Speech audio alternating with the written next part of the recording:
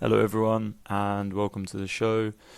My name's Sam, and the talk you're about to hear is an extract from the Maui Solidarity Fundraiser Event that was held last November in 2023 at the Cube Cinema in Bristol, where we discussed a huge range of topics from the Hawaiian sovereignty movement, the overthrow of the kingdom, the current situation in Maui following the wildfires, Hawaiian history and resistance, as well as Indigenous land sovereignty, and the impact of all the panelists' work and the work of so many others over the past 4 decades and the last 130 years. It was really, really incredible, and we're so grateful for the opportunity to share it with you all.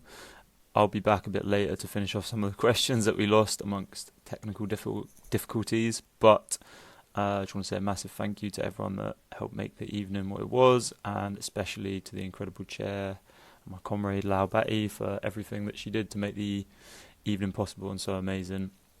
I'm going to quickly introduce the panelists we had on the night. We had 3 amazing speakers from Hawaii, and then Lau chairing along with Rangitu. First was Healani Sonoda, and she is a key member of the Hawaiian sovereignty group Kaleikoa Hawaii, which is an incredible group that we will link more information to, and she's been a lifelong organizer, activist and fighter for Kanaka Maoli liberation. Then we have Kaleikoa, and amongst many things, he is a distinguished professor in Hawaiian studies, an unrelenting force within the Kanaka Maoli culture, resistance and history, as well as a deeply committed organizer, activist, living and breathing for the Hawaiian cause. We also had Joan Lander, and she has been involved in documentary production since 1974, working as a producer, director, videographer and editor across a range of groups and institutions. The film we showed on the evening of the 16th was co-produced by her and the late Puhi Pau, and they produced close to 100 documentaries together and educational programs focusing on Hawaiian culture, history, language, the environment and the politics of independence and sovereignty. And we will link to all of their work in the show notes. And then we had also in person, alongside Lau, was Rangitu Netana. He's an internationally acclaimed tamoko practitioner and artist. He's been developing the art of tamoko, which is Maori tattooing, for the past 30 years. If you're listening in Bristol, he's got a studio in St Werburgh's. You can get a tattoo with him. And yeah, he's one of the few traditional tamoko practitioners in Europe. So we'll get straight into the conversation. We started the evening with a traditional mihi from Rangitu and a beautiful response from another panelist, Kaleikoa, and yeah, hope you enjoy. Tangi ane ki ngā tangata, korohihi pō, korohihi au, korongo tūri ki te makahau atu, tū te wini, tū te wana, tū te whetaitangi te whai au, puta atu ki te ao mārama, ti he wā mauri ora, turuturu a uta, turuturu a tai, whāno, haramai tō toki, haumie huie, tāi kie. Tēnei kātū, I raro I te paupau te rongoraua, kōa I rā te tūmana ko te whakapono me te aroha. Tēnei kātū ka mihi ki a papa tūnuku, e tako tō nei, ki rangi nui tuake nei. Tēnei te mihi nui tēnei o tātou te iwi Māori, o tātou te whānau e noho ana I tēnei whenua I tēnei wā. Nō reira, nau mai haramai. Mauria mai tō aroha. Ke noho ki wainganui a tātou hui rote I tēnei pō. Nō reira, nau mai haramai. Tai atu ki ngā tangata mai Hawai'i. Ngā motu whānui o tātou, ngā whanaunga. Mihi atu tēnei kia koutou. Kia koutou tini mate, kia koutou tūpuna. Nō reira, nau mai, haramai. Ngā mihi ki ngā tūpuna kua wehe ki te pō, haere atura. Nō reire, tūake nei, e huri au I rote te reo pihikete, o ngā reo Pākehā. Kia ora tātou. How's it going? Cowboy, bro,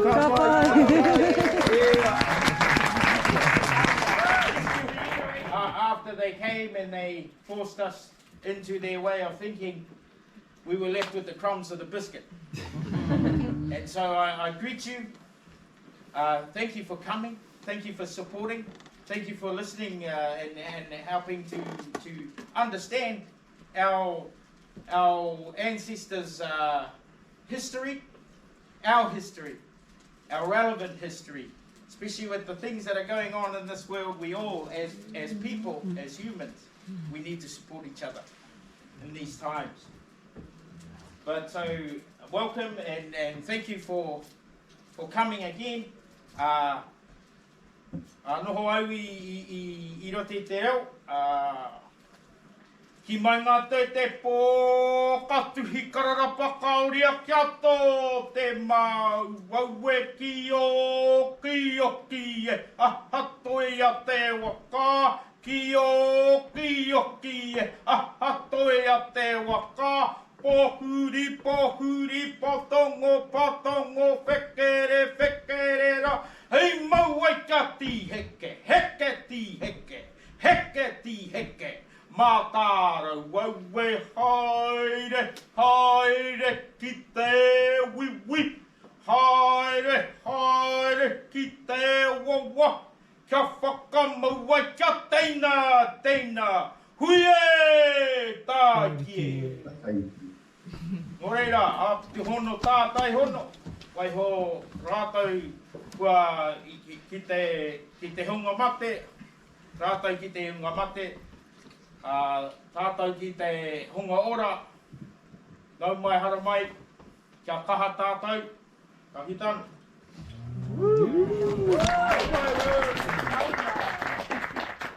Kau akali, nau i hoi kau pua puli pua kea moa kane moa ini mai ki rā kau, lele kalani.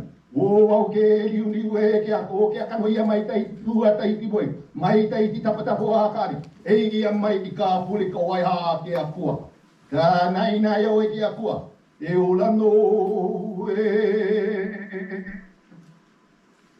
O te tāne pua vai, a kua kena, o ka alina ka vai o ulu ai o ka hulo ka ho lua. O pai ai ki au ka manaba, o he e au lo tapo, o piha o piha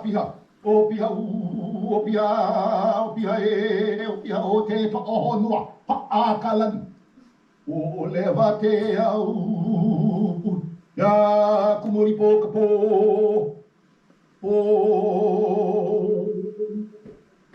o maila o lai ka pai, o kane ka po, kini ka po, o ti ita mahu, hana o lai ele noho ia ka papa, hana o tamahine e kane, hana kumule e kane, o ka makala wahua, he wahine, o po ele holo ka mo pe ele a, holo ka mo vehila, po i ho lai, noho ia tāri. Hana o haki, he wahine. Hana o habia, he wahine. Hana o hakea, he kāne. Hana o ka muki he kuku ne neo. Moku monu mumuli ana mumuli vale ana kāne ka muli ke o ka mawa. Ka wahine vele vale. Pe ie kane ho hana o kame kāne keki. Hawi ka api kapu ia ki, e ki ino ke moe iaia. Ha ili o kāne kalai, he leo vale. Ha ili o tari, kalai punua. Pe ka pohako hainuko ia kāne o kani ka pahu ke wawa nei ka leo. O ka oho ailonea ka muri. Hu kane muli moi. Hu kane moi muli a mailo kana muli hapo ai kama hana amua. I mua ia kiki. I mua ia lai. Ka lawa kama hana o lani la. Puka. No leila nui ko mahalo ia o koe ka poe kupoe. O hanao. O Aotearoa ka poe nana e kokua ne. Hoke ele ne ki e papa ana no mako. Ka poe o ka kia moana paki pika. Nui ko kākou o pili ana mai ia mea no ke aloha aina o eo e ko kākou o a o nui ai lo kahi, lao lima a hana me ke aloha i mea e maulo ai ke ea o ka aina no rena nui ko mahalo ia Joan me puhi pao no kaulawa hana maka mai a vai a o he lua ka vai no ko mako poe no rena mahalo ia o ko pao ka poe inana mai la ke ki oni o act of war e mea vai no hoi no ki au ane ka ke la hui o ka honua no ka oia i o No ka oia i o hoi ke aloha aina oia i o a pela no ko mahalo aloha i oi e Healani no kau hana nui kau alakai ana no kau ho no ana ho lala ana mea e hukikine e ka honua no ko ka ko ano Kanaka no ka oku okoa no lera mahalo ia oi e Healani mahalo ia o ko a pau ka poio enelani nana maila i ke wahi papahana nui ko mako aloha ia uko aloha nui Belina. And that's me. Aloha. I'm Kaleikoa. I'm from the island of Maui. I'm actually, born and raised on this island here in Maui, and I'm actually professionally I'm an associate professor. Although I consider myself a community educator, and so forth. And I just wanted to say I really appreciate the opportunity for us and our voices from way out here in Maui to come and share a little bit about our history and a little bit of political history and cultural history. And to all of you who helped to organize all of this, Belina Meki Aloha. And also I wanted to acknowledge, Joan and her Kane Puripao for the years of great work. Great people. The value of what they have documented will live on forever. Especially at a time when you can witness the reawakening, the reestablishing, the resurgence of the voices of our people, organizing and struggling as all people should have on this earth, the right to live as who we are upon this earth. And I really want to thank you, Joan, and you Puipa for all the work that you've done. And to my sister Healani again, still in the trenches, working hard, organizing, as we we're just saying, yes, there are many issues that we are involved with in many ways, but in the end, it's just one main issue. And the issue, of course, is for us to be human, as all humans want to be upon this earth, upon our own lands. And so with that, mahalo to everybody, aloha nui. Aloha.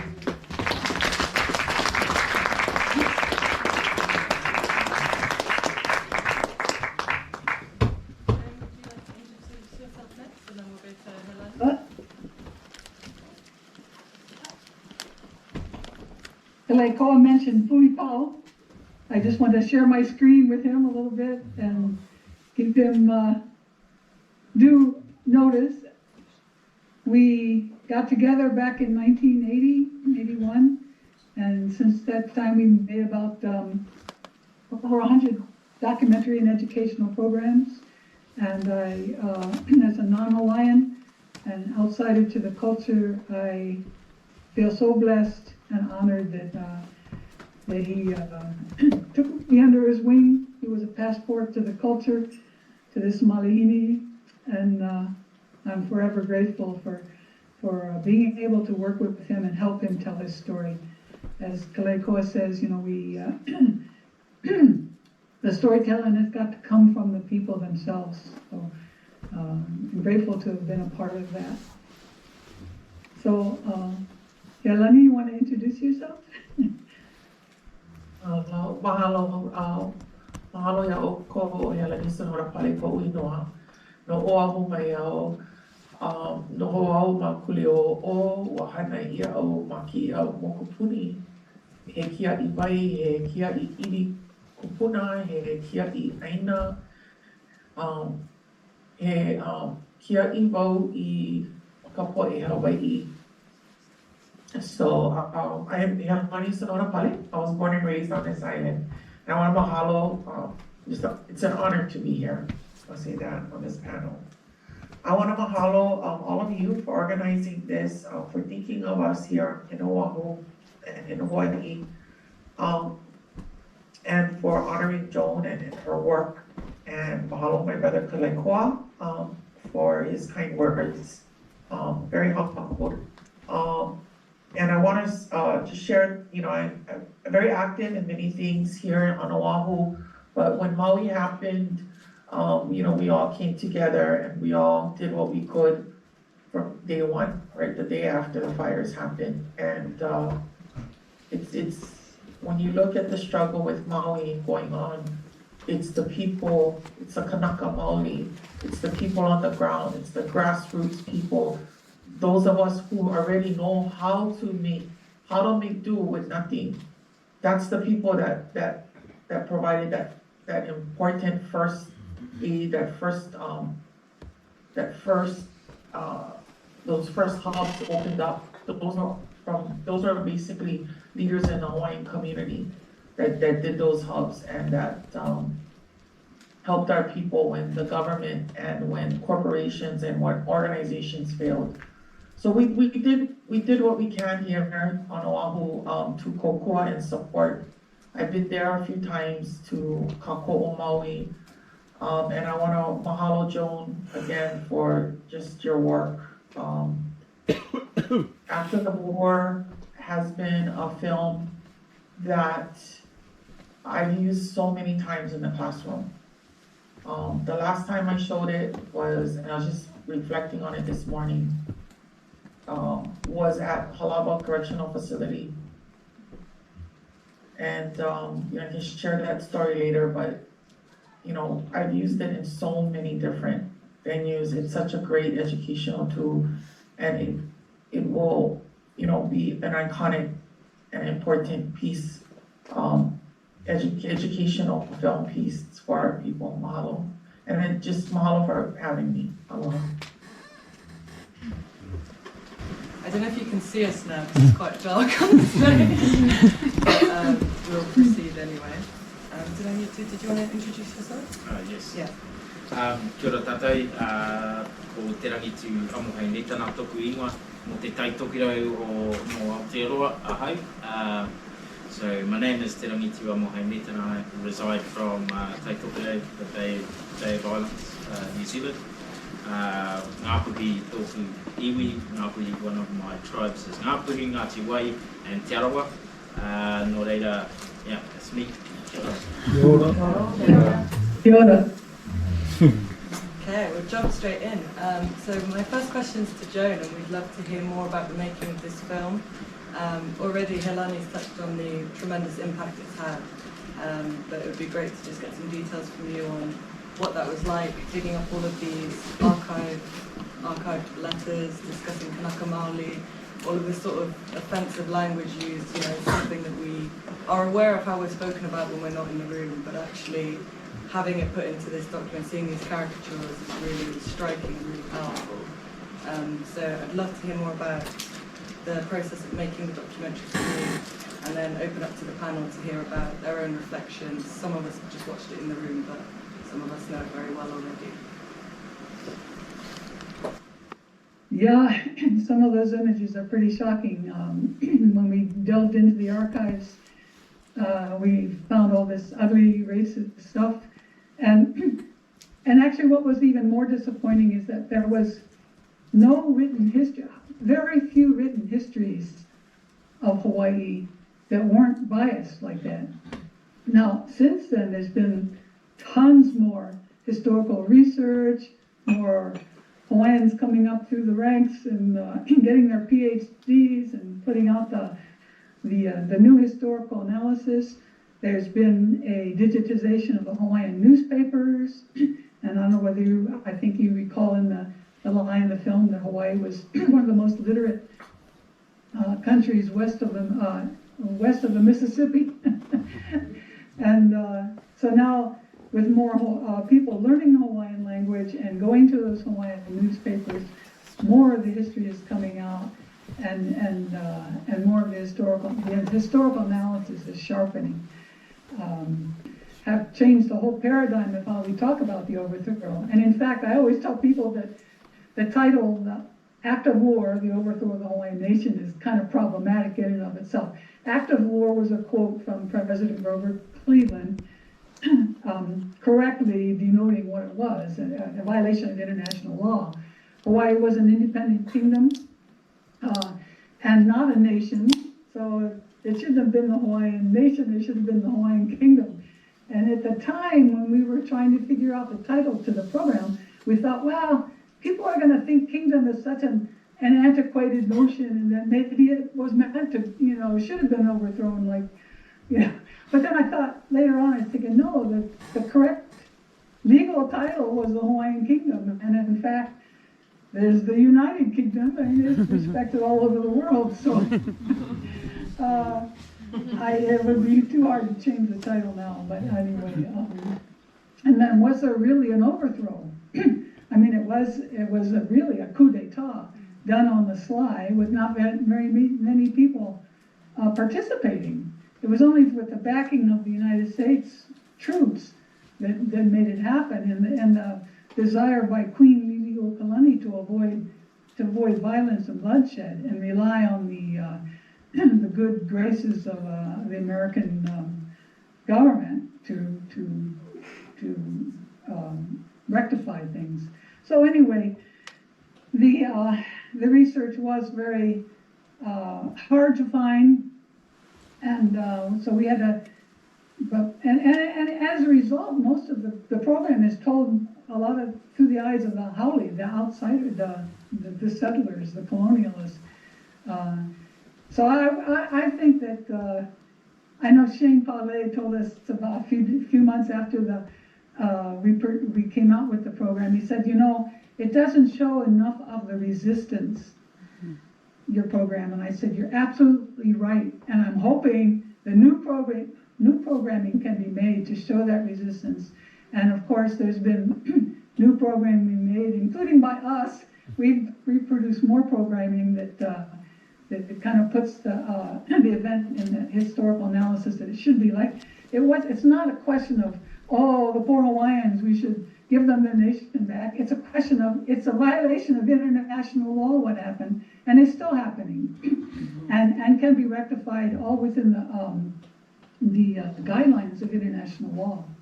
So, anyways, long story short. Anybody else want to jump in here about that? Thank you. There was a collective laugh and groan when you talked about the United Kingdom, just so you know.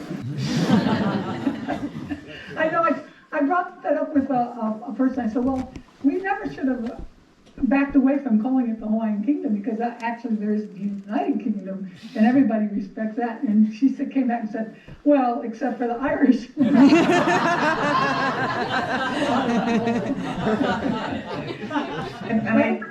Sorry. Go ahead. No, I just want to support what Joan said. Her work, her and Puhipao's work, they gave a sense of dignity, and it told the truth that was like, it wasn't, washed over. I mean, it was just the facts. And that was what was so powerful about Joan and Puhipao's work, audiovisual work. It was truthful, but it also showed us, not just like how Joan said, not just us poor Hawaiians, but with dignity, that we were human. And this is our experience, and there's they didn't cover it up or try to excuse our colonizer for the terrible things they've done to us. So I want to just share that thought. I just want to jump in, as a person, as an educator, there is, you cannot look back in the last 30 years and not acknowledge that Act of War perhaps has been the most important film produced for our people. And for many of those who have come to understand, just a sliver really of our history. And I think, going back, this is 30 years ago, going back. What we knew 30 years ago compared to what we know today. The kinds of research and scholarship, not just in Hawaii, but even all over the world that has been looking at this so-called question, really shows, I think, how powerful that film was. And I congratulate, again, Puhipao and Joan for that hard work. It's good that we can go back and look and hope that we can that we hope to maybe add to that particular story, because that tells you how deep this story really is. That even back when this was first produced, it was really shocking for not just the world, as you might think of it today, but really for most Kanaka, most Hawaiians, even back 30 years ago. And we got to kind of understand a little bit about, just to add in with this particular narrative, I think that's shown in the film, is really to turn over that political mythology that had been thrown out to the world for far too long. First of all, we must acknowledge, and yes, our brothers and sisters, perhaps in some strange way, of the United Kingdom, we should recognize it's our history, and that is on the 28th of November in 1843. Yep, 28th of November 1843. It was Great Britain and France along with of Belgium, who recognized the Hawaiian Kingdom, this little kingdom in the middle of the Pacific, as a co-equal and as part of the family of nations, as a recognized sovereign and independent nation state. In fact, people don't realize, I think right now there's like 197, I think 198 supposed nation states that are part of the UN. Well, back in 1893, when the so-called overthrow and the act of war occurred, there were only 44. And to think, the Hawaiian Kingdom, yes, the Hawaiian Kingdom was one of the so-called 44 nation states that was recognized as co-equals as part of the family of nations during that period. And there's so much things about the film, I think that's most important. That's why it's still relevant today. The great work was most of the film was not opinions they were put forward, but you can actually read and hear the actual quotes, actual sources, documented sources that speak for themselves in many ways. And I think that's the value, and that's why this film is so timeless, because all we're doing is just uncovering more and more that's adding on to already what's there. And so, if you're interested on more about the political history of Hawaii, today there's so much you can actually read and find out there. But we have to acknowledge a lot of it started, and fortunately, thank you to the great work of Joan and Kui Pao. Really, that film was probably one of the most important groundbreaking film you could actually witness and see, again, history alive. And so again, thank you, Joan and Kui Pao, for the great work. Encourage, in fact, more films in the future based off of after wars. And you're right about it being controversial, because it was one of the first productions we ever did that was totally funded. I mean, everything we did was funded. Everybody that usually did stuff for free in our documentaries was paid. We were able to hire actors. We were able to rent costumes and rifles to do the dramatic reenactments. And but still, and we thought, well, we're following exact quotes from history, so nobody can accuse us of being biased, except in the analysis that happened with our on-screen historians and scholars. But so it was financed by it was funded by the Corporation for Public Broadcasting, which is part of the public broadcasting system in the United States. And when you're funded by something like that, you have to make it available to the public television stations. And when we finished it, we applied to Point of View, American Experience, all the regular series that PBS has, and it was turned down because, as we were told, it was too polemical. So even though we tried to make it as, well... Well, the truth is always polemical, Joan. The truth is always... So even though it didn't make it on a regular PBS series, which would have guaranteed that all the public television stations in the United States would have had to carry it, it still was able to be picked up by individual public broadcasting stations, and over 90 in the United States did carry the program. So there's that. But the work goes on. I mean, there still is not really being taught in the public school system in Hawaii, this history. It's not part of the curriculum. And that's, to me, and Pui Pao's whole reason for doing video production is, he says, we can't really change the adults. They're already set in their ways, everything's baked in, but we can reach the children. And he was always going for to get into the education system and stuff. So while individual teachers have used our programs in their classrooms, this whole history thing is still not part of the curriculum. It's changing a little bit, but still a lot of work to be done. So did you want to reflect at all, we've just watched the film in the room? Yeah. Move on to the next question then. So at the beginning of the documentary, we sort of have these very purposeful images of paradise, the sort of blue Hawaiian, and all of the images of the beach and surfing, this sort of aloha spirit that is perpetuated about Hawaii. Obviously, all of you know this already, but for the people in the room, I just wanted to highlight that Sanford V. Dole, who overthrew the government, was the cousin of James Dole, the founder of the Dole Company, which is famous for the little stickers that you get on your fruit. And in that family alone, you see this occupation and monetization of Hawaii. The Dole Company pioneered the pineapple as the symbol of Hawaii, despite it not being an indigenous crop. And the drive for these plantations led to massive land grabs from Kanaka Maoli.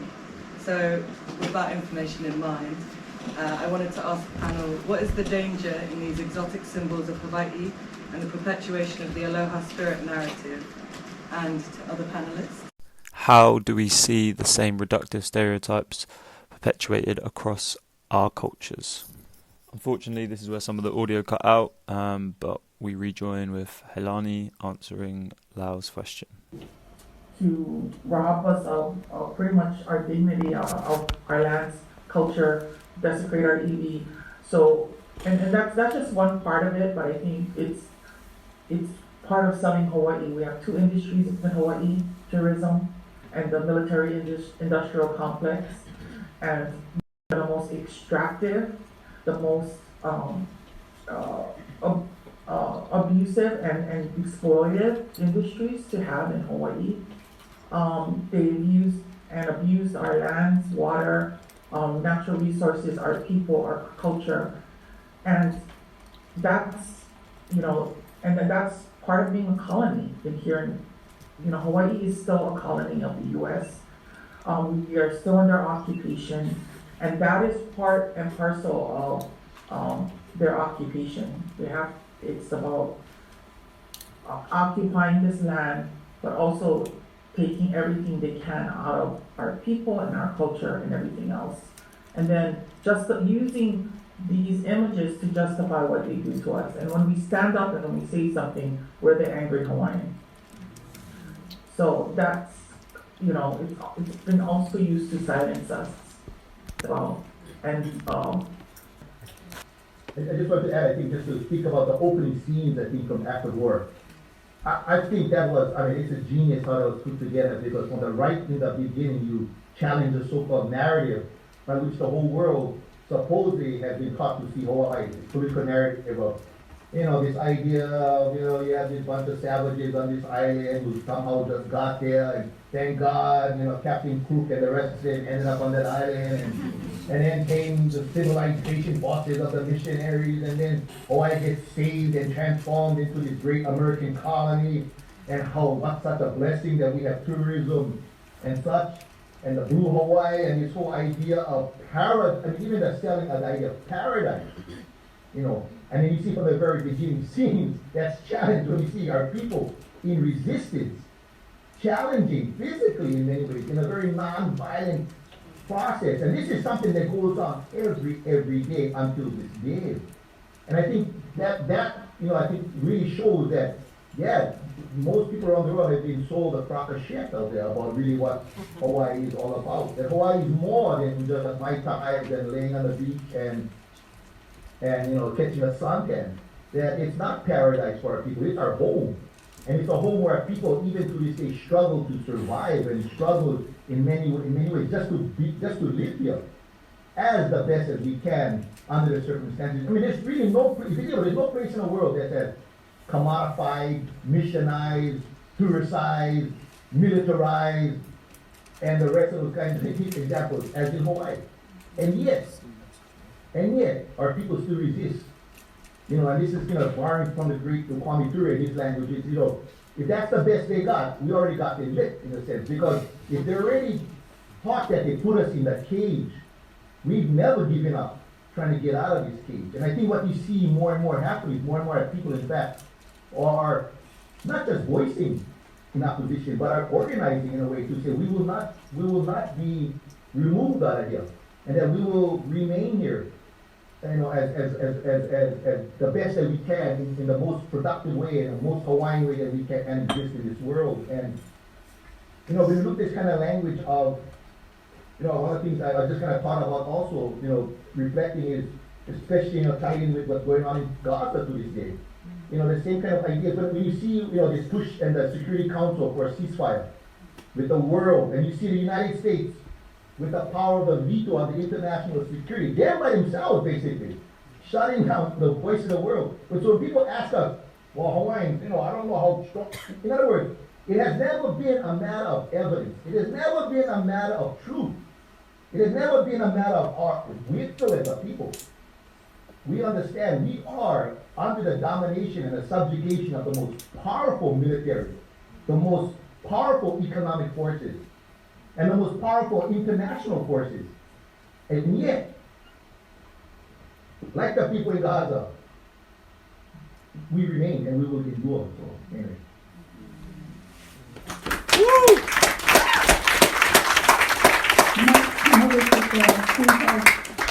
Abraham Ahmad Jr. But just a little bit of background.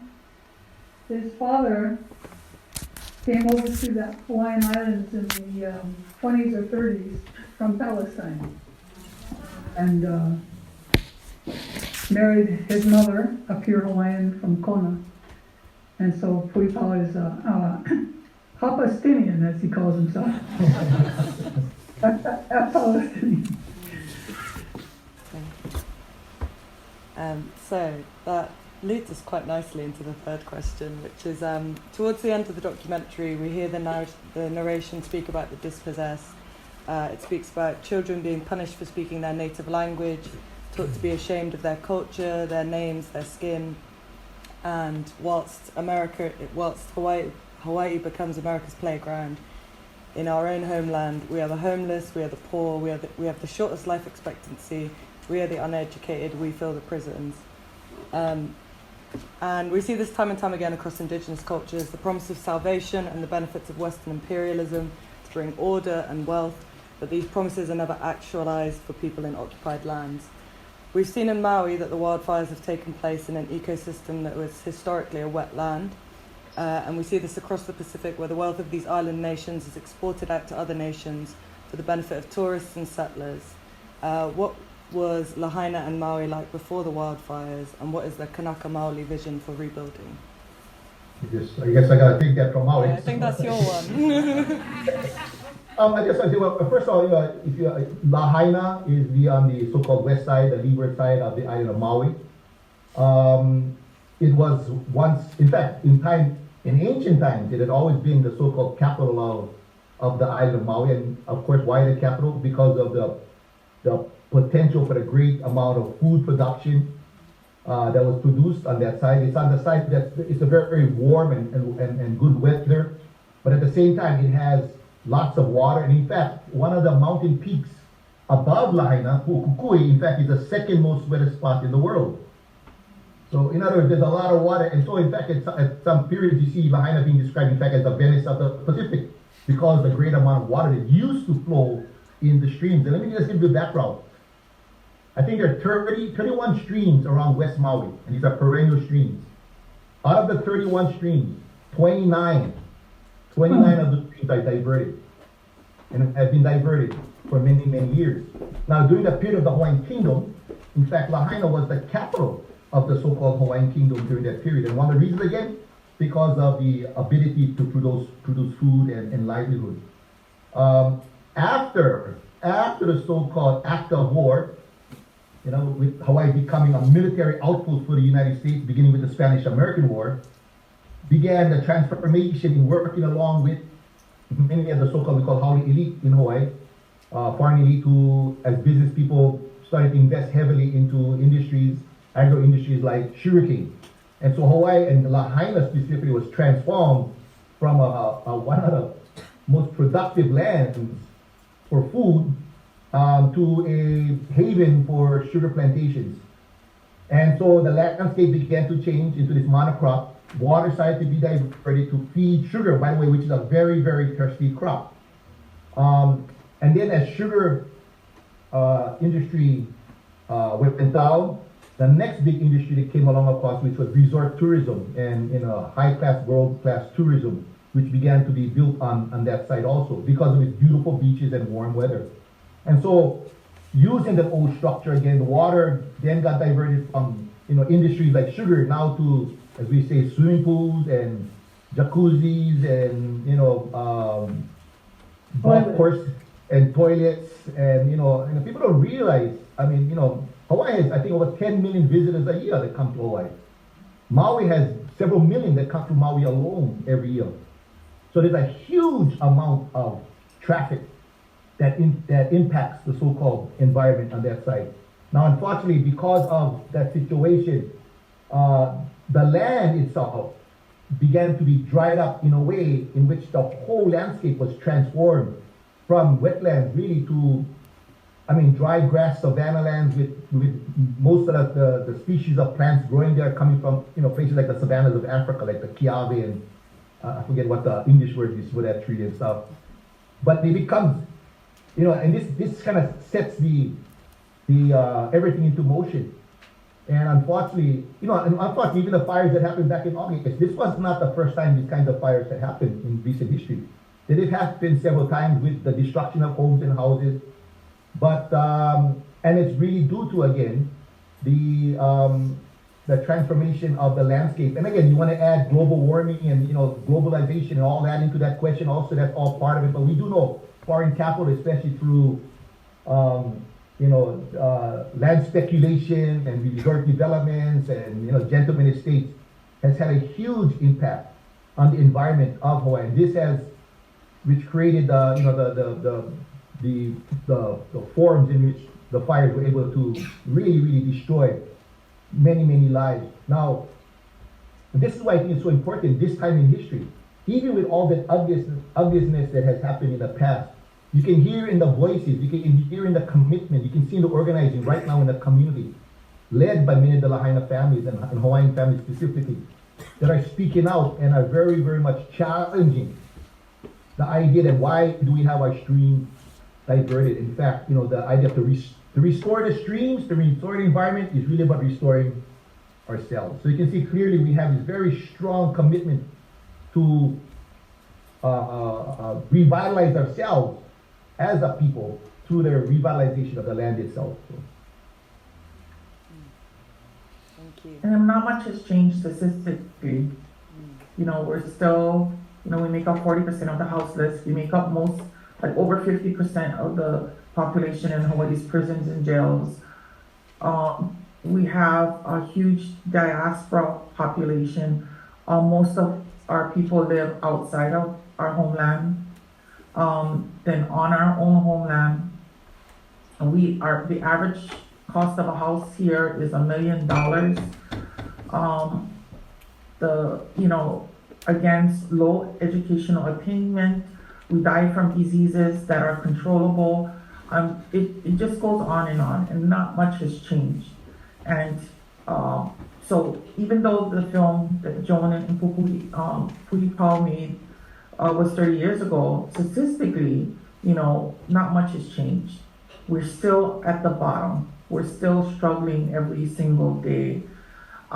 With the Lahaina fires and what has happened, I'm a water protector on Oahu, but it's about a water. This is about the fight for life too. The fight for life, and the streams being diverted, our water here on Oahu being poisoned.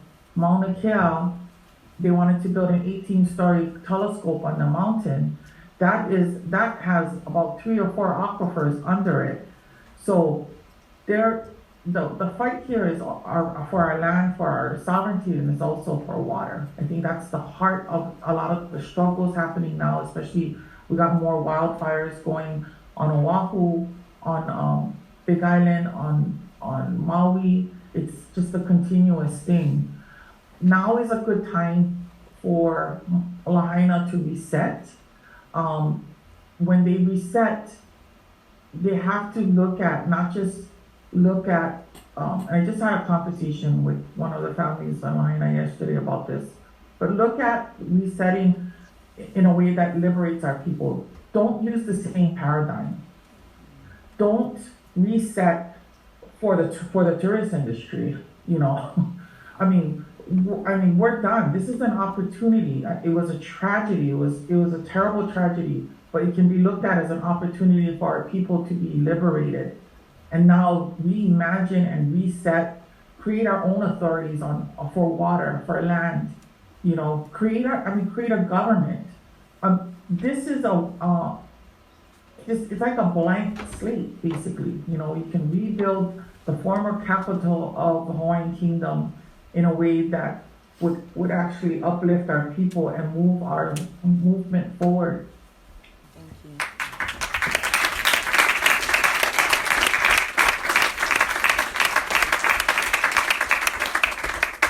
So I think what we're sort of talking about there also branches across a lot of Indigenous communities, which is this idea of land back. And it was really striking in the documentary seeing the sort of stripping of Indigenous culture from things that would be seen to us as, you know, just beautiful cultural exchange, like dance and language being deemed like sacrilegious, and things like even surfing being banned. We know obviously that like traditional tatau is banned across the Pacific by missionaries. But we're starting to see this really beautiful resurgence of championing traditional language, traditional culture, craft, and a real push for Indigenous land sovereignty. And I'd love to hear from all of the panel about the importance of traditional knowledge and also what that journey for land back looks like to you individually, because I think it means different things in different communities. You want to start us off? I guess for myself, being a practitioner of traditional tattooing, my tribe from Ngāti Wai had conversations about bringing the uhi back and how the importance of how the machine was kind of changing our narratives. How we didn't whakapapa, we didn't have any lineage to the machine. And so there wasn't many people we could kind of go to within our own kind of structure of our tribe. So we started looking to Samoa, and then we were helped with the Suruape family, Paulo Suruape and his family. They offered to teach one of our uncles from Ngāti Wai to use the uhi. And of course, unfortunately on Paulo Suruape's passing, we were also gifted with Keone Nunes, as you guys know, practitioner of Tātou Hawaiian, and so he approached us as well, and so we've been working with Keone for at least 20 something years now, kind of thing, and it's a huge revitalization, not only to Hawaii but to Aotearoa, to Tahiti, and now of course we're crossing over to the First Nations of Canada and America, and so it's a huge thing within my work. It revitalizes our narrative, and part of that taking a grasp of our own narrative and getting rid of, dispelling a lot of fallacies that have been talked about, our art form, our practices, and turning them into art forms, in fact, and that whole kind of trendiness of turning them into a touristy thing. And so very much so that's a part of my kind of work anyway. Thank you. One of our favorite interviewees is a man called Sam Ka'ae, also of Maui. And one time he told us, when we were talking about which is the better culture and this and that, and he said, we're not, it's not that we're better than you. He said, it's just that we're longer at it. And what he meant was, we've lived on islands much longer than you continental people have, so we know how to make use of resources, limited resources in a limited space with limited water. We know how to, we've done it for thousands and thousands of years and developed our culture to a heights of expertise with dealing with how to handle land and how to grow food. They said Hawaiians only work 4 hours a day for sustenance, and the rest of the time they had free for developing their art forms, creating chants and music, surfing, doing feather work, and that's to me the symbol of a great civilization, where you don't have anybody working with their nose to the grindstone just to survive. So I don't know why I threw that in, but I just thought of Sam Kai. It's a very great, beautiful, positive vision of the future. If we can all just work for 4 hours, that sounds fantastic. I think one of the things I was just mentioning is, I think that's why it's so important, as was said, reclaiming, reinstating our power for ourselves, to define for ourselves, and not to look at the so-called continental, manifest destiny types trying to dictate for us, so-called island people, native people of the Pacific, what is good for us. And going back to the ideas of culture, and this is why they could not do to us and do to our land if not for creating within our minds or destroying this way of thinking.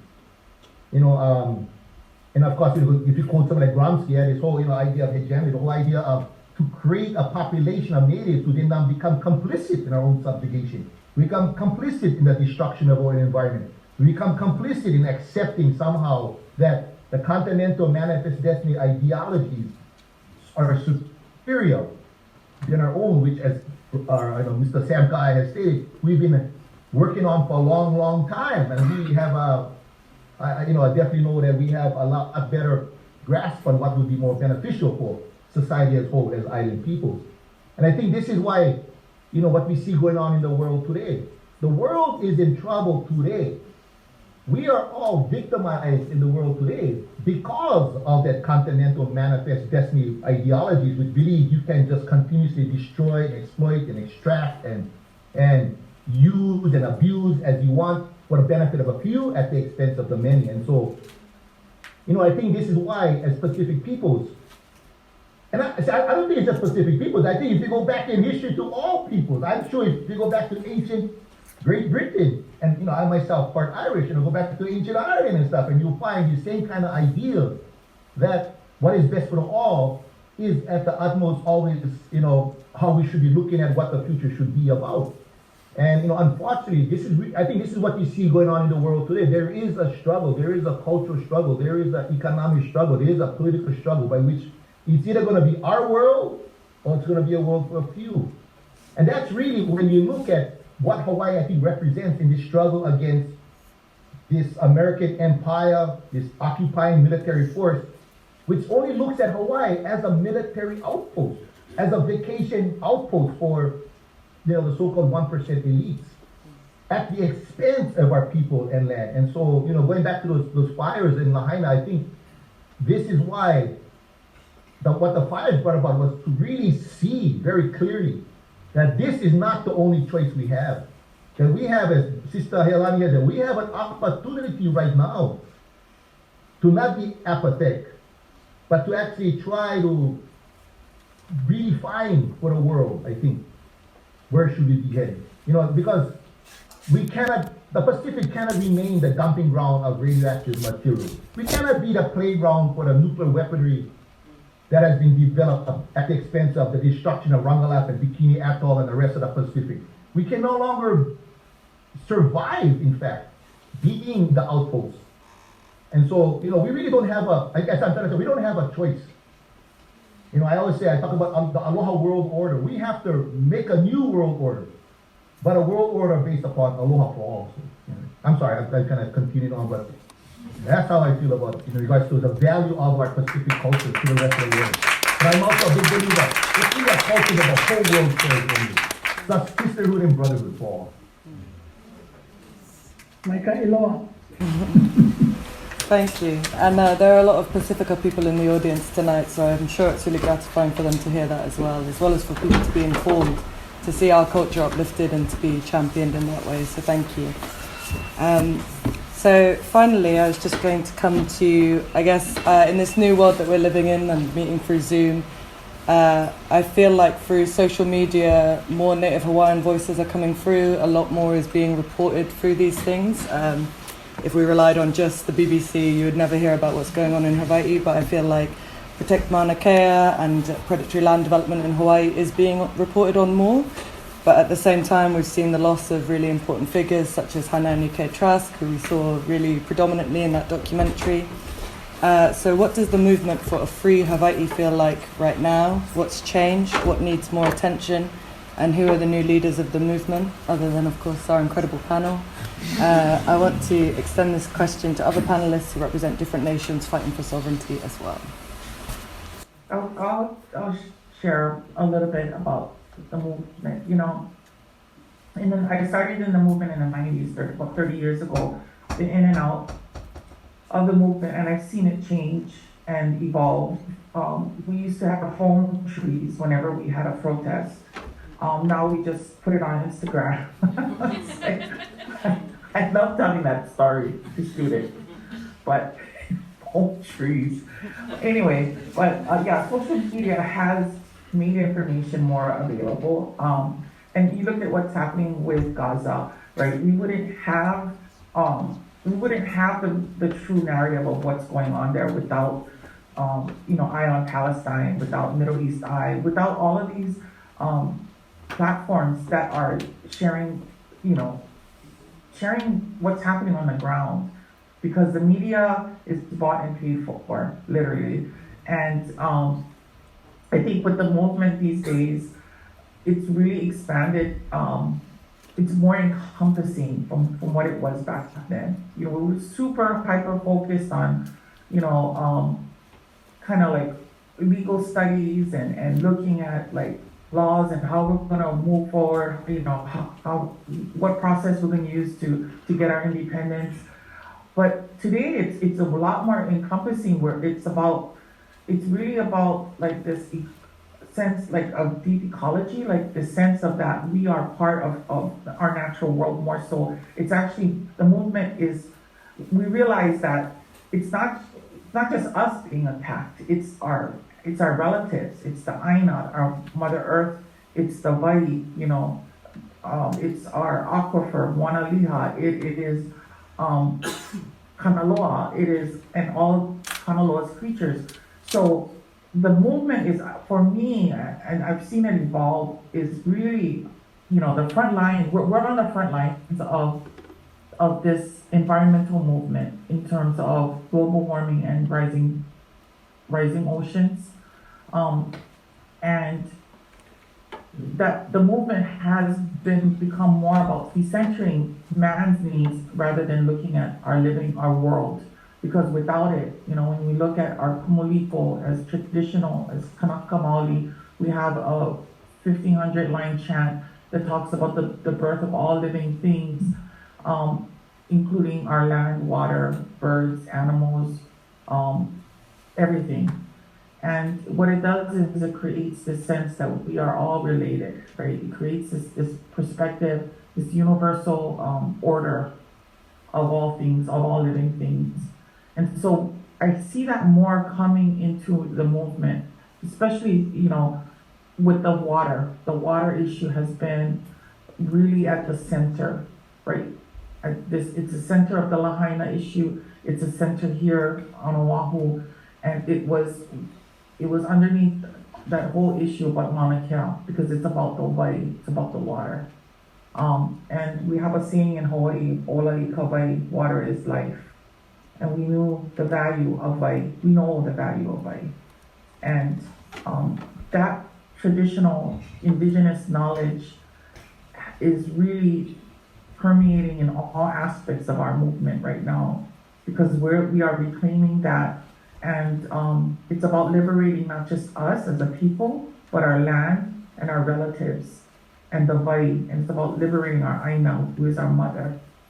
So when we talk about movement, it's evolved. I've seen it, and I want to share. Before Hananike passed, one of the last things she told my husband and I was that the movement will have to evolve. It's going to have to change, and I've seen that happen.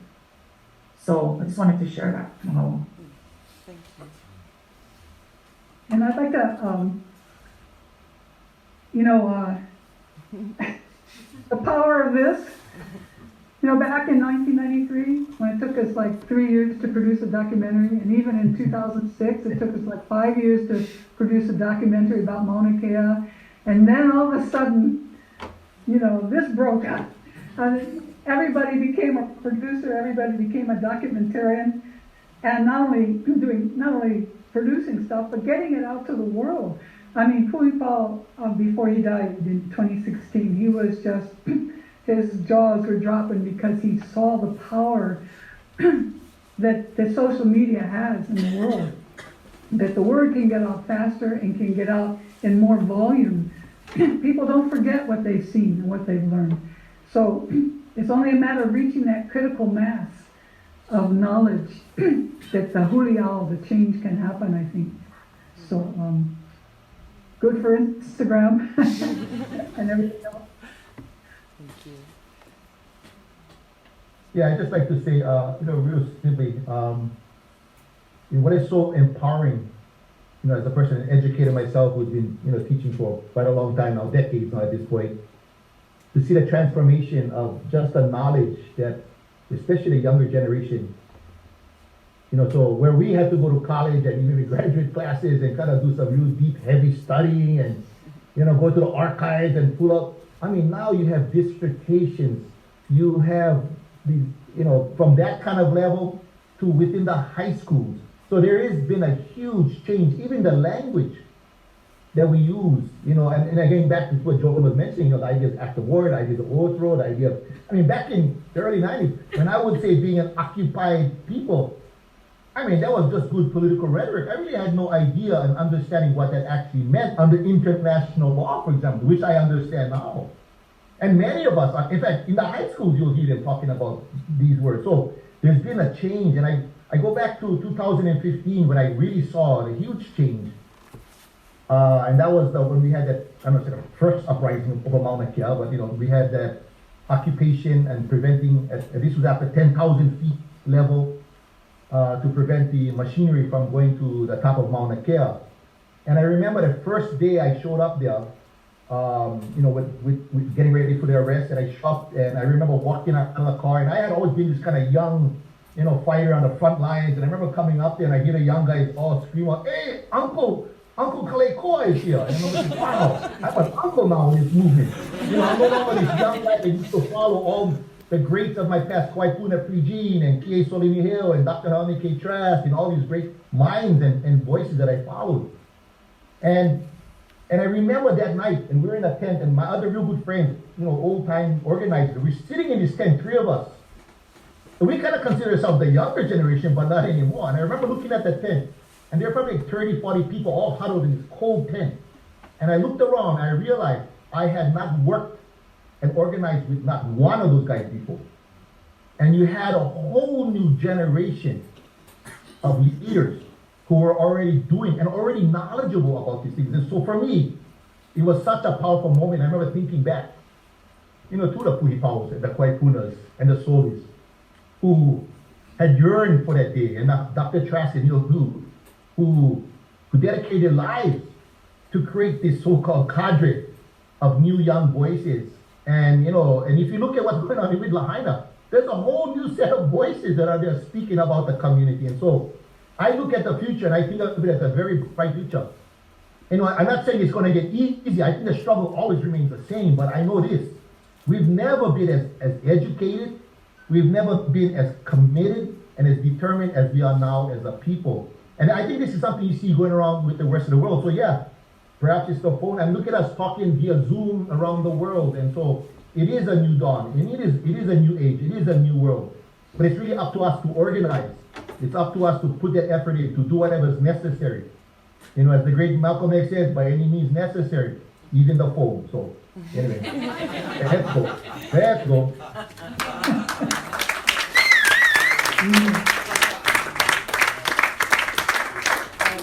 One of me and Sam's really big aims is to hopefully build more solidarity in the UK for the South Pacific and all of the struggles of Indigenous people there. So I was hoping that the panel could recommend something either to read or to watch or to listen to that will sort of continue this education all get your phones out because I expect you to carry on with this. And yeah, I'd love to hear from all of you as to something important that you think people should go away and look into. And also we have all your emails, so we can follow up with the information.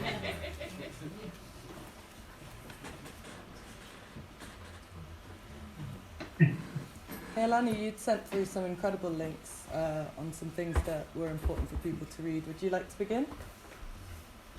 Sure. Yeah. So, I'm one of the most. There were some reports that came out this year that really brought attention to the issues that we are still dealing with today as Kanaka Maoli, as the native people of Hawaii. And one of the reports was on missing, murdered Native Hawaiian women and girls that came out a couple months ago. And what they found was that the average the most vulnerable people, women and girls, out of that group, were 15-year-old Native Hawaiian women. And their perpetrators were usually military men. So it was very eye-opening. It was a study that was done by the Missing Murdered Native Hawaiian Women and Girls Task Force that was put together. And it was, we had a whole discussion on that. And it's, now, the report is important because it's been an issue, right? From the moment Captain Cook arrived on these shores, our bodies became commodities as women. They were bought and sold for meals and whatnot.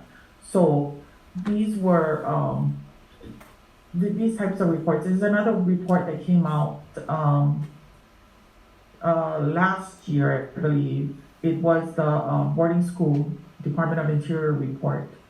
And it talks not just about Kanaka Maoli in boarding schools, but also Indigenous peoples across Mokuhonu on the continent in the US, and how they use these schools to basically kill the native in all of us, and it was so these are types of things I read.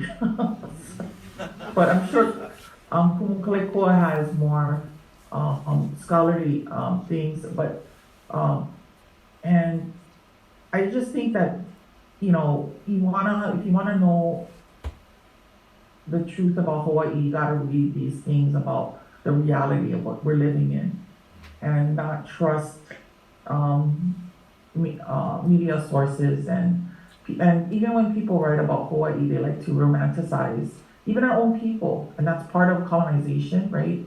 And that's part of why we have to decolonize our minds. It's super important. They really have. There's a real. We've had 170 over 200 years of people just telling us this is how you should be. Show aloha, that's or telling us what Hawaiian is. Foreigners telling us that. So, and the fact that there's more halal in Japan, that's, I don't know. People think that's a good thing, but I don't think so. So those are some of the things that I think people should read. And don't come here. That's the other thing I wanted to share. We don't want you here. And if you have friends that are going to come here, tell them don't come. Be an ally. Mahalo. Thank you. Just to kind of throw out a couple of things, I think another important work that I use in my class is also another big important production by Joan and Hui Pao was, of course, the People's Tribunal back in, was it 1993? No, I think the People's Tribunal, you can see hours and hours of footage, but I always say, if you want to hear from the voices of the people of the land who came out from all of the so-called Hawaiian Islands to speak for themselves, it's probably one of the greatest collection of the voices of the people ever produced and put on record. And I think, so if you want to hear the voices of the people speaking for themselves, that's something I'm sure you can find out there. Again, that's the People's Tribunal. Maybe Joan can talk more about that. I think 1993, which was going back to our brother Kwaipuna Pregene and that gang Kauka Kekuni Blazel and others who helped to organize this tribunal, but it's really a gathering of all this information and voices of resistance against, what has been happening to our people. That's put on record forever. So thank you to again, Joan and Pui Pau for that work. And also, if you want to get into academic and you really want to read the scholarship and really kind of understand maybe what's going on that kind of front, there's also a site you can go to, that's the Hawaiian Society of Law and Politics. You can find many publications, PDF forms you can read from the so-called scholars of not just Hawaiian, but even non-Hawaiian scholars who have been looking at this question of the enigma of the so-called Hawaiian question of this so-called unlawful and belligerent occupation by the United States. And you can read much of that stuff there. But there's so many things out there. I'm sure if you just type in Hawaiian sovereignty or Hawaiian de-occupation and so forth, you find a bunch of things. But those two, I think, are a must. The People's Tribunal and Hawaiian Society of Law and Politics. And you can find the Tribunal and all of our other 99 programs on hawaiianvoice.com. And I'm thinking, we try to put a program summary for every single program we produce. And I tell people, just go on our website and browse through our programs, and you'll get a history of the Hawaiian movement and the issues and everything, just reading the program synopses. And of course, you can order DVDs or you can click to stream and stuff. But also Hawaiian Voice, we also have a YouTube channel with a lot of free stuff on it, and specifically a series on our Hawaiian Voice YouTube channel called The Kingdom Exists, The Hawaiian Kingdom Exists. And that's like a follow-up we did to Act of War, showing the more recent historical analysis of the legitimacy and the existence of the Hawaiian Kingdom. So that's what I have to offer. HawaiianVoice.com that's our website, and Hawaiian Voice, YouTube/Hawaiian Voice, whatever it is. Thank you. Yeah. And then the Mauna Kea Temple Under Siege, Joan, that was a must watch for every Hawaiian Studies class here at the university. And but now we got, since 2014, we got a lot more films out there, on Mauna Kea. You guys were the only ones that brought out something on Mauna Kea and made that, and brought that issue out, so thank you.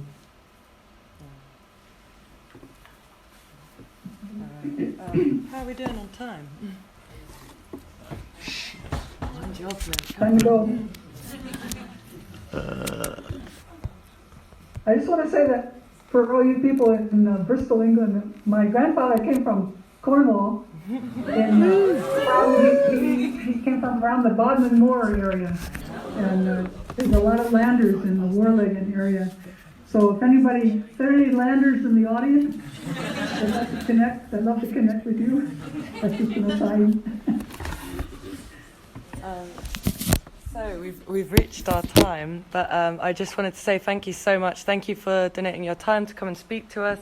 Thank you, Joan, for this incredible film. I think it's such an educational and nourishing resource. Thank you to Healani and Kaleikoa. Thank you to Rangitu. Thank you for sharing Indigenous voices, for empowering those of us in the room who share that heritage, for informing those who don't, and sharing your mana, your creativity, your energy, your information. Thank you so much. And I'm going to turn the camera around so everyone else can applaud and thank you as well.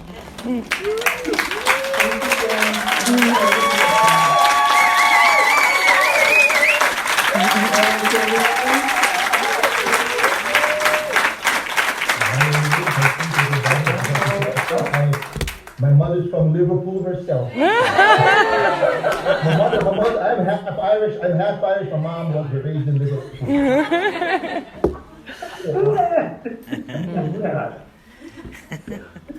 Okay. Plus, the Hawaiian Kingdom was modeled on the British system of parliamentary government. Exactly. The very foundation. And Queen Healani and Queen Healani went to the Queen's Victoria's Jubilee celebration. So there's a long and storied history between the Hawaiian Kingdom and the United Kingdom. Yeah. Thank you so much. Okay. Thanks for having us. Thanks, you. Paul. A second applause for you all.